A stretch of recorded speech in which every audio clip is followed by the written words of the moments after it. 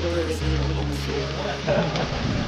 don't ever slow up, no I don't take shit. I got no love for the fakeness. If you wanna play tough and wanna hate this, I'll always show up and make a statement. I don't ever slow up, no I don't take shit. I got no love for the fakeness. If you wanna play tough and wanna hate this, I'll always show up and make a statement. Everything I do is so effective and so passionate. Every word I move is screaming like an adjective. I got a vendetta against people who bad news me.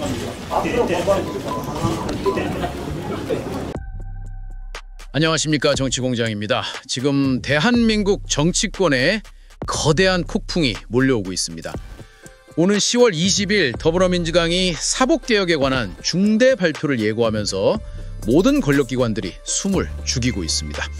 하지만 이것은 단순한 정책 발표가 아닙니다. 최근 드러난 충격적인 정보들은 우리가 지금 대한민국 권력 구조를 뒤흔들 수 있는 거대한 변화의 서막을 목격하고 있음을 보여줍니다. 오늘은 언론의 헤드라인 넘어 몇 가지의 충격적인 진실을 파헤치겠습니다. 대법원을 강등시키려는 민주당의 혁명적 계획, 의문투성이의 죽음과 함께 발견된 지워진 유서의 미스테리, 그리고 마침내 권력 최정점을 향하는 수사의 칼날. 이 설계의 다른 전선이 어떻게 하나의 전쟁으로 이어지는지 그 실체를 지금부터 분석합니다. 먼저 민주당이 준비 중인 사법개혁안의 실체부터 보겠습니다. 대법원관 수 확대, 추천의 구성 다양화, 법관 평가제 개선, 판결문 공개 확대, 압수수색 영장 사전신문제 도입 등 5가지 핵심 사항이 논의되고 있습니다. 여기서 대법원 관수를 현행 14명에서 26명으로 무려 12명이나 늘리는 방안은 그 자체로 대법원의 구조를 근본적으로 바꾸는 중대한 변화입니다. 하지만 진짜 핵폭탄은 따로 있습니다. 바로 재판소원 도입입니다. 재판소원이란 대법원에서 확정된 판결조차도 헌법소원 심판을 통해 다시 다툴 수 있게 하는 제도입니다. 법조계는 이를 사실상 사심제라며 강력하게 반대하고 있죠. 조희대 대법원장이 왜 이토록 강하게 반발할 것인지 그 이유는 명확합니다. 그렇습니다. 재판소원 도입은 단순히 제도 하나를 추가하는 것이 아닙니다. 대한민국 사법부의 서열과 권력구조 자체를 재편하는 그야말로 혁명적인 조치입니다. 이는 사법부가 더 이상 성역이 될 수 없다는 민주당의 강력한 의지를 보여주는 것입니다. 이 거대한 사법개혁 논의의 배경에는 전국의 또 다른 내관으로 떠오른 한 의문의 죽음과 조작된 유서 의혹이 있습니다. 양평고속도로 개발 비리 사건의 핵심 관계자가 남긴 이 문서는 상식적으로 이해할 수 없는 점들로 가득합니다. 이 문서는 사건 현장이 아닌 국민의힘 소속 변호사를 거쳐 현재 수사를 받고 있는 피의자에게 전달되는 기이한 경로를 거쳤습니다. 둘째, 문서의 내용과 형식이 지극히 비정상적입니다.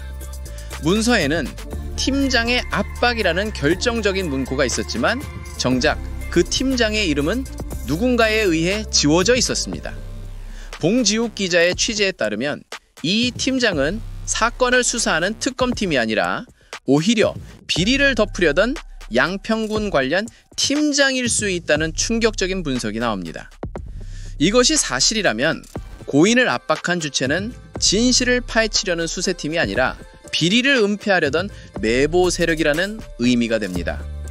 또한 이 문서는 통상적인 유서와 달리 도장에 찍혀있고 마치 누군가의 지시에 따라 내용이 계속 추가된 듯한 흔적을 보입니다. 이 모든 정황이 가리키는 끔찍한 의혹은 단 하나입니다. 이것은 단순한 개인의 비극을 넘어 거대한 비리 사건의 진실을 덮기 위한 수사 방해와 증거 조작 시도가 있었을 수 있다는 심각한 가능성을 시사합니다. 그렇다면 지워진 유서가 덮으려 했던 진실의 최정점에는 누가 있을까요? 마침내 수사의 칼날이 원희룡 전 국토교통부 장관을 직접 향하고 있습니다.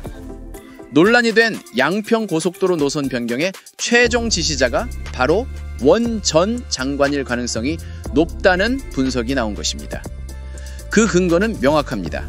첫째, 원 전 장관은 과거 윤석열 대선 캠프의 핵심 인물로 스스로 대장동 1타 강사를 자처하며 개발 비리 문제에 깊이 관여했습니다. 둘째, 그의 정책보좌관이 대통령실에 수차례 직접 전화를 건 사실이 드러났습니다. 이는 정상적인 보고체계를 무시하고 사업부처와 최고 권력 직원 사이에 직접적인 조율이 있음을 시사하는 강력한 정황 증거입니다. 결국 이 모든 것은 단순 실무자의 일탈이 아니라 이전 정부의 최고위급 정치인이 직접 개입한 권력형 비리 사건임을 의미합니다. 지워진 유서는 바로 이 진실을 은폐하기 위한 마지막 발악이었을지도 모릅니다. 시청자 여러분, 오늘 우리가 살펴본 이 사건들은 결코 별개가 아닙니다. 대법원의 권력을 견제하려는 급진적 사법개혁, 핵심 증인을 침묵시키려는 듯한 의문의 죽음과 조작된 유서, 그리고 마침내 권력의 최정점을 향하는 수사의 칼날. 이것은 거대한 권력과 진실을 둘러싼 하나의 전쟁에서 벌어지는 세 개의 다른 전선입니다. 우리는 지금 한국 사회의 권력 구조를 뿌리부터 뒤흔들 수 있는 거대한 변화의 서막을 목격하고 있습니다. 과연 진실의 열쇠는 누가 쥐고 있으며 그 진실은 온전히 밝혀질 수 있을까요? 이 영상이 더 많은 사람들에게 전달되어 무너지는 사법정의를 바로 세울 수 있도록 좋아요와 구독 그리고 널리 공유해 주시기를 부탁드립니다. 정치공장이었습니다. 감사합니다. 이 양평 관련 의혹들 어느 정도 수사 진행 상황을 평가합니까, 봉지야? 여태까지 이제 양평 고속도로가 휘었다라는 거잖아요. 예. 휘었다는 건데 여태까지 이제 수사가 된 건 경찰이 이제 수사해서 이미 이제 재판으로 넘어간 거는 사업 계획, 그러니까 사업 기간을 늘려줬다. 요 부분 하나였어요. 요 부분 하나였는데 나머지는 사실 이제 이후에 특검에서 이제 개발이익 부담금을 어떻게 17억 원에서 0원으로 낮춰줬냐 이거잖아요. 요 두 개잖아요. 근데 요 두 가지는 사실은 개발의 중간 이후 단계예요. 중간 이후 단계고 이 개발이 최초의 어떻게 시작됐고 그렇죠. 어떻게 도시개발 계획 승인이 났는지는 아예 지금 수사가 안 됐죠. 그런 걸 따져보면 그리고 이걸 이제 이 사건이 이제 양평고속도로 사건 제가 이제 생각을 해보면 김건희, 그러니까 윤석열이 당선되고 김건희가 가장 먼저 개입한 국정농단입니다. 왜냐하면 인수위 시절에 3월 말에 지금 지시가 내려갔다고 이제 그렇죠. 보도가 나오잖아요. 그렇기 때문에 이 부분 수사가 제가 생각하기에는 한 30% 정도 됐다 이렇게 보입니다. 수사 진행이 늦는 거죠 지금? 어떻게 보세요? 애초에 윤석열 정권에서 경찰이 수사하고 검찰이 수사했을 때 수사를 거의 안 했죠. 그래서 1심 무죄 나왔잖아요. 그렇죠. 그거는 사실은 이렇게 부실하게 기소하면 무죄가 나오게끔 해준 거죠. 그러다 보니까 지금 뒤늦게 하려고 그러니까 양이 너무 많고 하니까 지금 약간 진전이 늦는다고 보시는 거죠. 어떻습니까? 지금 속도는 괜찮습니까? 보기에? 지금 최근에 이제 특검 상황을 얘기를 들어보면 개발이익 부담금 관련해서는 수사가 증거와 증언이 상당 부분 확보가 된 걸로 알려졌고 이제 최근에 극단적인 선택을 하신 양평구 공무원 분께서도 이제 저도 이제 검찰에 가서 조사를 받아보지만 증거와 이제 증거를 제시를 해줍니다. 증거를 제시를 해줬을 때 많은 생각을 하게 되죠. 그래갖고 예를 들면은 대장동 사건을 검찰이 수사할 때 두 분이 극단적인 선택을 하셨었어요. 근데 당시에 국민의힘에서 이거는 이재명 때문에 죽었다. 이재명 때문에 목숨을 끊은 거다라고 했잖아요. 근데 그건 되게 아이러니한 거죠. 근데 당시에 검찰 수사 기록을 제가 다 입수해서 봤잖아요. 당시에 검찰이 부정행위에 대한 증거, 예를 들면 사진 자료, 영상 자료를 제시를 합니다. 그런 상황이었다는 건데 이번 같은 경우는 국민의힘에서 갑자기 이 수사를 김건희 때문에 하는 거잖아요. 지금. 근데 사실은 그렇다면 그 공무원이 그렇게 만약에 부정행위를 했다면 김건희 때문에 한 겁니다. 김건희 윤석열 때문에 한 거잖아요. 청탁을 받았든지 압력을 받았든지. 그럼 김건희 윤석열 잘못이죠. 양평 얘기가 계속 나오지 않습니까? 김건희 씨는 왜 양평입니까? 이렇게 땅이 많습니까? 여기. 제가 보니까 2023년 7월에 김건희 일가가 양평군에 땅이 얼마나 있나 조사를 했었고요. 제가 비전문가니까 토지 감정을 하시는 감정평가사 두 분의 도움을 받았습니다. 그때 굉장히 보수적으로 했을 때 29개 필지가 감정평가 금액 기준으로 125억 원이었는데요. 굉장히 보수적으로 낮게 잡은 겁니다. 그렇게 해도 125억 원. 왜 양평입니까? 일단은 거기서 선산도 거기 선산도 있었고, 네, 선산 김씨잖아요. 그쪽이 이제 태생이기 때문에 한데 땅이 생각보다 굉장히 많이 사들였더라고요. 그러니까 원래 받은 것도 좀 있고, 사들인 것도 있고, 사들인 게 있죠. 그다음에 또 이권에 밝으니까 이제 그걸 가지고 돈을 만들려고 여러 가지 했다는 거 아니겠습니까? 근데 원희룡 장관하고 국민의힘은요, 당시에 개발 호재 같은 거 없다, 뭐 이렇게 얘기를 했는데 어떻게 보십니까? 그건 아니고요. 이제 감정평가사 분들의 이제 얘기에 따르면 그분들은 일이 그거잖아요. 감정평가 토지에 대한 그 가치를 측정하는 건데 통상적으로 이제 강상면으로 양평고속도로 노선이 바뀌면 최소 10배. 1,250억 원이 되는 거죠. 최소 지금 기계적으로 계산을 해보면. 근데 한 가지 중요한 게 뭐냐면 양평 공흥리 아파트를 지어가지고 350세대를 분양했고 분양가가 800억 원이었어요. 자기들의 근데 ESIND 시행사 감사 보고서만 봐도 100억 원 이상 벌었다고 되어 있잖아요. 비슷한 토지가 강상면 일대도 있습니다. 똑같이 아파트나 주상복합을 지어볼 만한 토지가 있더라고요. 그러면 거기도 아파트 지면은 뭐 그건 이권은 뭐 어마어마하다고 볼 수밖에 없는 상황인데요. 예를 들면 거기서 강상면 IC가 이제 있다면 강상면으로 고속도로 휜다면 송파구에서 차로 20분이고 아파트도 지을 수 있지만 이제 최은순 씨의 특기가 요양원입니다. 요양병원이나 실버타운을 송파에서 차로 20분 거리에 남한강 전망으로 배산 임수거든요. 뒤에는 산이 있고. 그게 만약에 실현됐다면 엄청난 이권 사업이군요. 이게. 저는 이제 그 얘기를 왜 이제 설득력이 있다고 보냐면 양평 공흥리 아파트로 재미를 크게 한번 본 거거든요. 나머지는 보면 이분들이 아파트 시행 사업이란 걸 처음이자 마지막으로 한 거잖아요. 근데 한번 해봤더니 여태까지 뭐 건물 사고 팔고 땅 사고 팔고 이거보다 훨씬 많은 이익이 남기 때문에 그 경험을 토대로 이거구나 하고 그때 배웠다 이거죠. 그런데 이 공지구 개발 특혜 의혹 이거는 지금 거의 다른 게 너무 많이 쏟아져 나와가지고 잊어버렸습니다. 뭔가에 간략하게 얘기하면. 그러니까 양평군에 이제 공흥리라는 땅이 지역이 있는데 거기에 이제 그 최은순 그러니까 사실은 김건희의 아버지가 갖고 있던 땅이 있었어요. 그러니까 최은순 소유로 돼 있었는데 그 땅이 한 22,000제곱미터 정도 됐는데 거기에 이제 아파트 350세대를 지어서 분양을 한 거죠.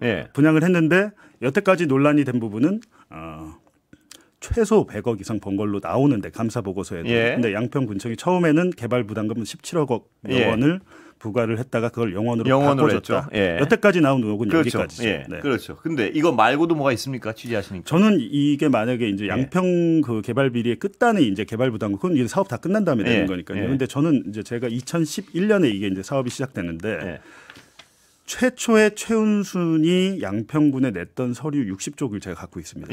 갖고 있는데 이걸 가지고 도시계획 개발 승인을 해줬어라고 예를 들면 ESIND라는 시행사 이름 있잖아요. 그게 은순 본인의 이름을 따서 은순 인베스트먼트 앤 디벨롭먼트예요. 근데 그거를 사업 계획서입니다. 아파트 짓겠다고. E를 빼먹습니다. SIND라고 썼더라고요. 회사 이름을. 그리고 경기도 양평이면 경기도가 어찌됐든 그 도시개발 계획 그 승인에 대한 최종 그 권한이 있는 건데 충청북도 양평이라고 써놨습니다. 그래요. 그러면 지금 의심하시는 건 시작할 때부터. 그러니까 그거는 사실은 도시개발구역으로 지정을 못하는 서류죠. 그거를 2번인가 수정을 시키더라고요.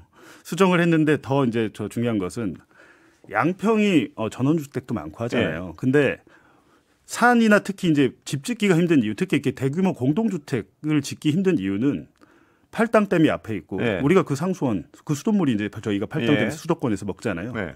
수질보전구역 1급지, 1급 대책지입니다. 대책지이기 때문에 아파트에서 나오는 공동주택에서 나오는 오폐수 처리를 어떻게 할 것이냐의 문제인데 2011년에 최은순 그 ESIND가 낸 계획서를 보면 아파트 자체적으로 오폐수 처리 시설을 갖추겠다라고 되어 있습니다.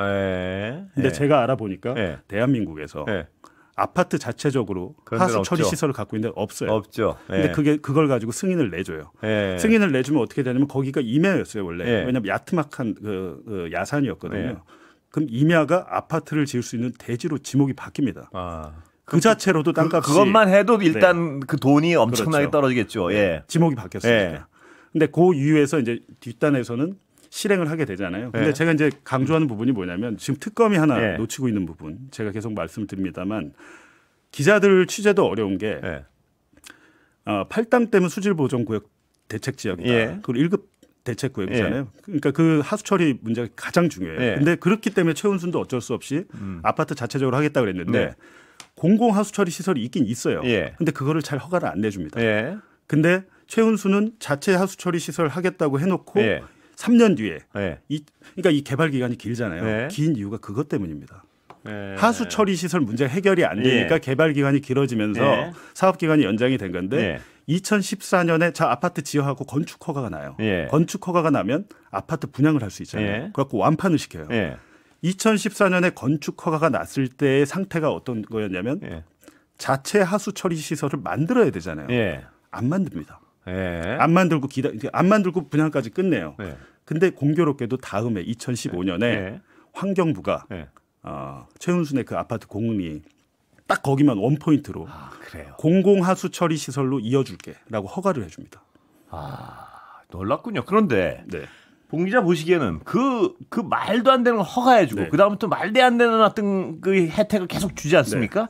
그 배경이 된 권력은 뭐로 지금 추정하십니까? 14년, 15년이면. 그는 뭐 김성교 의원이 본인이 양평군수 2번이나 하고 하면서 공공 장소에서 얘기를 했던데요. 윤석열 이 사람은 나만 보면 미안해. 나만 보면 미안해. 본인이 양평군수 재직할 때 윤석열이 여주지청장이었고 뭔가 이제 대단한 특혜라는 게 예를 들면 이제 모든 걸 다 떠나서 결과만 놓고 봤을 때 건축 허가가 그렇게 났는데 어떻게 다음에 공공하수처리 시설 이어줍니까? 이 자체는 범죄의 완성이 된 거 결과로 있잖아요. 그거는 그냥 이제 증거가 다 나와 있기 때문에 수사만 하면 되는 건데 지금 특검이 개발이익 부담금에 너무 집착을 한다. 그러니까 그것도 들여다봐야 된다. 시작할 때. 왜냐하면 허가 자체가 만약에 불법이잖아요. 그럼 그 아파트를 지어서 낸 수익 전체가 다 불법 수익입니다. 그렇죠. 800억 원이 분양가잖아요. ESIND 그 감사 보고서에 100억 정도로 돼 있는데 중요한 것은 그 땅이 토지 수용한 땅이 아니잖아요. 자기 땅입니다. 그러면 그 폭등한 토지 가격도 있는 거잖아요. 최소한 여기서 300억 원 이상, 그러니까 800억 그 분양을 했지만 300억 원 이상 엄청난 장사를 한 거예요. 특검은 아직 거기까지 생각 안 하는 거죠. 그렇죠. 근데 만약에 이제 허가 자체가 문제가 있다고 하면 이 범죄 수익으로 이걸 다 몰수 내지 추징을 해야겠죠. 시작부터가 불법이었으니까. 그렇죠. 가장 마지막 단계에서 개발이익 부담금 17억, 20억 이건 크게 의미가 그건 푼돈일 수 있다는 말씀이고요. 그 범죄 수익에 비하면. 경찰 결론은 뭐 이렇게 부실하게 났던 이유도 역시 권력이겠죠. 그때 당시 수사 내용 자체가 이제 우리가 이제 막 헷갈리잖아요. 하도 많은 혐의가 있으니까 저도 헷갈려갖고 조금 전에 좀 알아봤는데 경찰이 수사했던 것은 그 사업 제가 말씀드렸지만 그 하수 처리 문제 때문에 사업이 계속 늦어졌잖아요. 처리가 안 되니까 자체 시설을 어떻게 합니까? 근데 그것 때문에 사업 기한을 연장해 준 거. 도시 언제까지 이 도시 계획을 완성해야 돼. 처음에 그 허가 냈던 기간이 있잖아요. 그 2번인가 연장을 해줬는데 그거는 죄가 크게 안 되는 게 다른 개발 사업에서도 여러 가지 자금 문제나 이런 것들이 생기면 연장해 주는 경우 많으니까. 그렇기 때문에 무죄가 나온 건데 그거만 콕 집어서 수사하니까 무죄가 나오죠. 무죄가 나오게끔 저는 수사를 했다고 봅니다. 그렇다면 봉 기자가 지금 아까 말씀하신 거를 되짚어 보면 수사를 진짜 해야 될 거는 그 말도 안 되는 계획서를 허가해 줄 때 그때를 한번 들여다봐야 될 것 같고요. 2011년에 최초의 이제 환경성 검토 보고서를 도시개발 계획사 냈던 걸 보시면 이건 내줄 수가 없는 걸 냈다는 거 아닙니까? 자기 회사 이름을 틀리는 사람이 어디 있습니까? 그다음에 또 하나는 나중에 그 하수구 시설 자체적으로 한다 그랬다 연결해 준 거 나중에. 그렇죠. 그 부분을 들여다봐야 되는 거예요. 중요한 것은 이렇게 되면 양평군의 문제만 되는 게 아니고요. 그 공공하수처리 시설 그 지정 구역은 환경부가 하는 거예요. 환경부가 하고 특히 팔당댐 양평 쪽은 한강유역 환경청이라고 해서 감시대가 있어요. 그분들이 실질적으로 그 전역을 돌아다니면서 그 불법 하수처리나 이런 걸 다 잡아냅니다. 근데 환경부가 안 해주면 그게 불가능한 일이었죠. 환경부도 연루돼 있을 가능성이 환경부가 내년에 해줄 거니까 우린 미리 짓고 있어야겠다. 이렇게 봐야죠. 분양을 끝냈잖아요.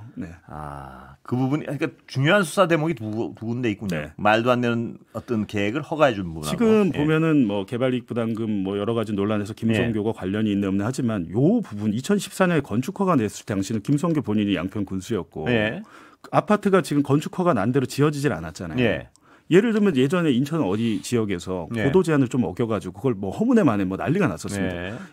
새 아파트인데 그 고도 제한 규정을 약간 어겨가지고 아파트를 허문에 만에 난리가 났었어요. 입주를 그 준공이 안 나가지고 그 정도로 우리 법이 그 아파트 개발 사업에 대해서 엄격한데 이거는 있을 수가 없는 일이라는 게 제 생각이 아니고 건축 관련 아니면 하수 처리 관련 전문가들이 얘기해요. 그러니까 제가 한 가지 그랬던 게 저도 몰랐잖아요. 이걸 몰랐는데 상하수도 관련 전문가가 이게 되게 뭡니까 굉장히 이게 전문적인 분야잖아요. 그러니까 이런 부분에 대해서 이제 특검에서 좀 불러다 참고인 조사를 하시고 저희 제보자도 특검이 언제든 부르면 그래요. 본인이 증거와 진술을 하겠다. 아까 몇 가지 부분이 걸리는데 하여튼 하수 처리를 자체적으로 하겠다고 하는 것 자체가 말이 안 된다는 건 통설이라 이거죠. 그러니까 이 업계에서는 아니 여태까지 사시면서 아파트 자체적으로 오펜스 처리해서 근데 그걸 그 엉터리 계획을 보고도 승인을 해준 것도 말이 안 되는 것이고요. 그렇죠. 일단 도시개발 계획 구역 지정 자체는 뭐 그냥 해줄 수 있다고 봐도 건축 허가라는 것은 허가 그 처음에 신청할 때 그 내용대로 해야 되는 건데 건축 허가를 냈기 때문에 분양을 할 수 있었기 때문에 그때는 양평 군수가 해주지 않았으면 불가능한 일이죠. 그런데 지금 양평 의혹 둘러싼 어떤 특검 수사 과정에서 공무원 한 분이 돌아가시지 않았습니까? 이것 때문에 특검 수사에 대한 문제를 많이 제기하는데 어떻게 보세요? 봉 기자는 이런 쪽을 많이 취재해본 입장에서는. 그러니까 뭐 저도 검찰에 끌려와서 조사를 받고 했겠지만 개인적으로 이제 느끼는 압박은 다 다를 수 있습니다. 이걸 가지고 뭐 조사를 한 번밖에 안 받았기 때문에 큰 압박이 아니고 이렇게 생각하는 것은 아니고 개인적으로 큰 심적 고통이 있으셨을 것 같고 사실은 사람이 본인이 목숨을 끊는 게 보통 일이 아니잖아요. 억울하신 분도 있을 것 같은데 그 부분은 이제 특검 자체적으로 뭐 감찰을 하든지 하면 될 것 같고 제가 굉장히 의아한 점은 현장에서 발견되지 않은 유서가 어떻게 국민의힘 대전시당 당협위원장을 하신다는 변호사 손에 갔다가 현재 수사를 받고 있는 피의자 김성교의 손에 들어갑니까? 그리고 거기 일부 대목이 다 지워져 있잖아요. 팀장의 압박이라는 대목이 있더라고요. 어떤 팀장이 뭐 진술을 종용한다는데 그게 이름을 지웠습니다. 누군지. 이름을 지웠으니까 제 생각에는 예를 들면 특검의 수사팀장? 우리가 그렇게 쓰지는 않습니다. 특검의 검사를 가지고 수사팀장 쓰질 않아요. 양평군 관련 팀장일 가능성도 있죠. 계속된 회유와 압박을 한 주체가 특검이 아니고 그 팀장의 이름이 지금 없기 때문에 그 부분에 대해서 앞으로 뭐 경찰이 수사를 하겠습니다만은 굉장히 의아한 진술서다. 그러면 지금까지 그 유서가 지금 굉장히 어떤 민감한 부분을 말씀해 주신 것 같은데 현장에서 발견 안 되고 지금 수사를 받는 주체에 간 그 경로 이건 아직 드러난 게 아무것도 없는 거죠. 어떻습니까? 그 부분이 문제죠. 왜냐하면 이제 본인이 여태까지 나온 것은 돌아가시는 날까지도 텔레그램으로 여러 변호사들과 상담을 하셨고 상담하신 내용이 있는데 유서라고 보기에는 어려운 게 우리가 통상 유서를 쓸 때 이름 쓰고 도장을 찍지는 않습니다. 날짜와. 누군가에게 이건 제출하거나 주기 위해서 작성됐다고 보는 게 합리적이죠. 내용 자체 그리고 일목요연하게 써 있는 게 아니고 계속 첨언이 돼 있습니다. 첨언이 돼 있죠. 첨언이 돼 있어요. 누군가 요구한 대로 썼을 가능성이 굉장히 높습니다. 그 유서 자체가 수사 대상이 될 수가 있겠군요. 지금 그렇게 수사가 될 것 같습니다. 그 유서의 어떤 작성 경위와 그걸 유서라고 표현할 수 있을지 모르겠지만요.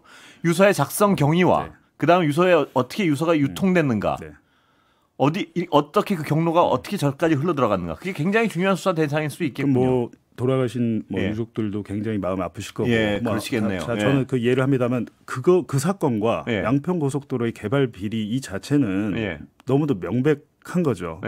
인수위부터 시작이 됐고. 잘 생각해 보시면 원희룡 국토부 장관이 왜 됐을까라는 저는 생각을 많이 하거든요.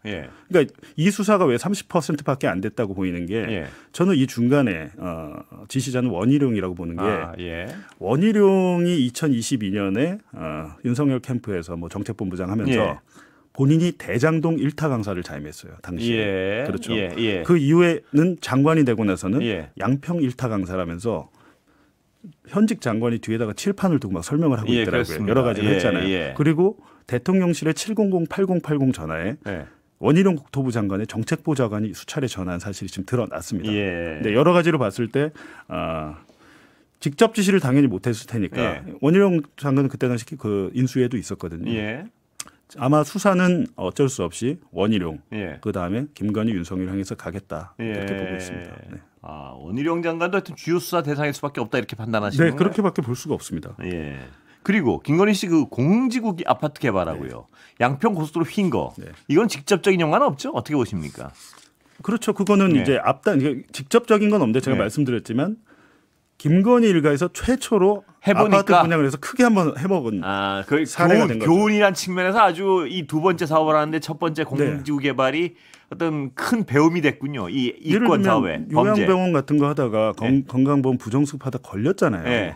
그럼 어떻게 잘 빠져나왔지만 피곤하다 이거죠. 굉장히 어렵죠. 근데 이거는 이 도시개발 사업이라는 건 한 번 벌면 대장동도 마찬가지였지만 크게 벌 수 있거든요. 그런 하나의 뭐랄까 아주 중요한 경험이 됐을 것이다. 그러니까 범죄의 어떤 학습 효과가 있었을 것이다. 그리고 공흥리 아파트가 22,000제곱미터인데 12,000제곱미터 정도 된 비슷한 토지가 강상면 병산리 578번지 있습니다. 거기에.